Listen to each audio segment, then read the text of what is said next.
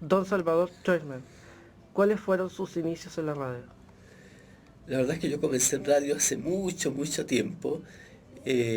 Comencé trabajando en la radio Simón Bolívar en Concepción. Ahí hice mi práctica profesional y ahí aprendí que la radio es el medio más completo que hay en el periodismo.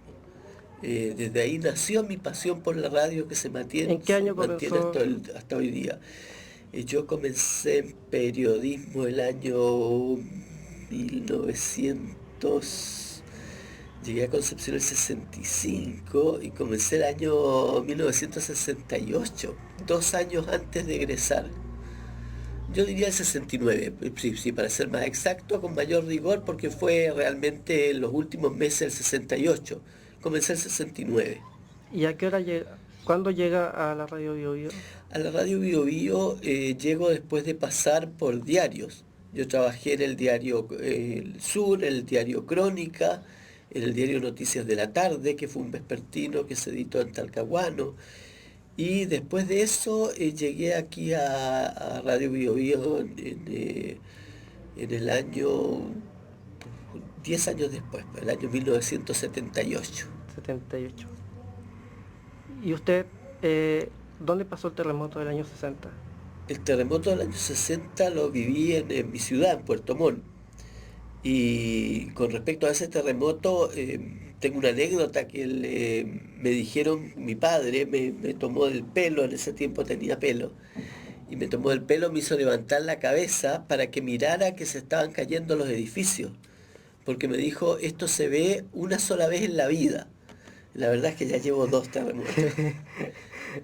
¿Y usted qué cree que es tan distinto del terremoto del 60 al de ahora?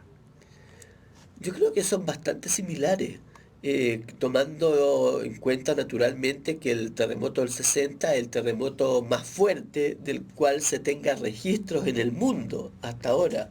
¿Mm? Ese fue un terremoto de una fuerza tan grande que en la costanera de Puerto Montt había una vía de ferrocarril y estaba tan bien instalada en el suelo que los fierros se torcieron siguiendo la onda del terremoto. Entonces era muy impactante ver que las vías del ferrocarril, que son unas vías paralelas, ¿cierto? Por donde las líneas del tren, por donde va el tren, estaban así con curva. Sí. Y esa vez, el año 1970, ¿dónde estaba usted? El 60, 70. el 70, cuando fueron las elecciones La elección de... presidenciales, Sí. yo estaba en Concepción, estaba terminando la universidad. ¿Y cómo vivió esos años del 70 al 73? Fueron años duros, fueron años muy duros, porque ya el 70 se veía que la situación no iba a ser fácil. Había un grupo que estaba festejando en la Plaza de Concepción, había otro grupo que estaba muy preocupado porque pensaba que iban a perder todas sus cosas. Habían grupos que amenazaban en los campos con que les iban a quitar los fundos a las personas, que les iban a quitar los animales, que les iban a quitar sus propiedades. Y ¿Usted era cercano a Allende?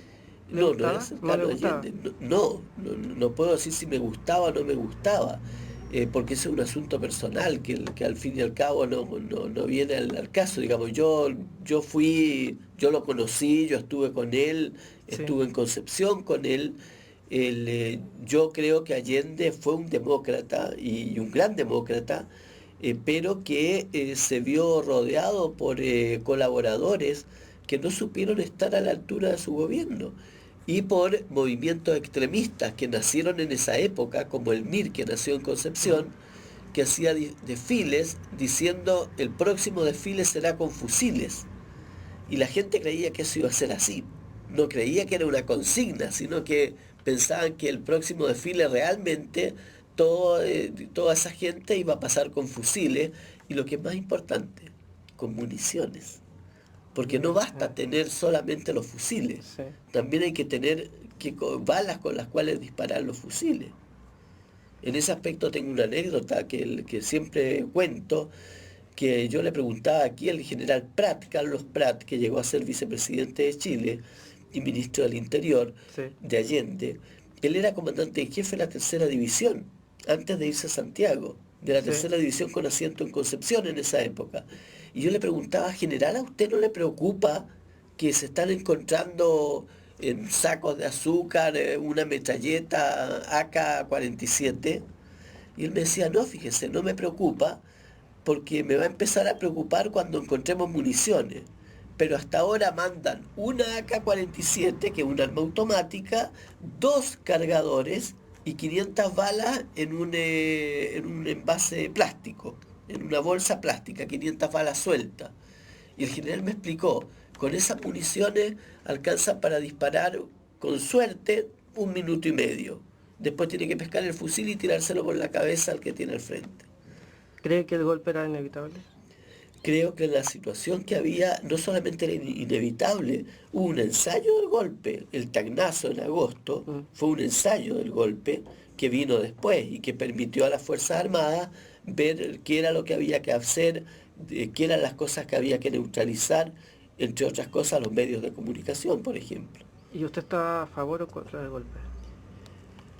Es una posición nuevamente personal. Yo siempre trato de mantener las cosas mías en mi interior, pero la gente que me conoce sabe que yo no puedo estar a favor de un golpe de Estado, en Chile ni en la China, en Chile ni en Cuba. Yo soy contrario a los gobiernos militares, estén donde estén, sean del signo que sean.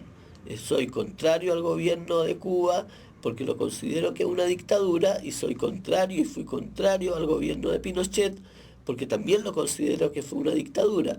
Ahora, en mi trabajo yo nunca hice que eso fuera conocido, digamos. Eso era una cosa totalmente aparte porque yo, por ejemplo, soy de religión judía.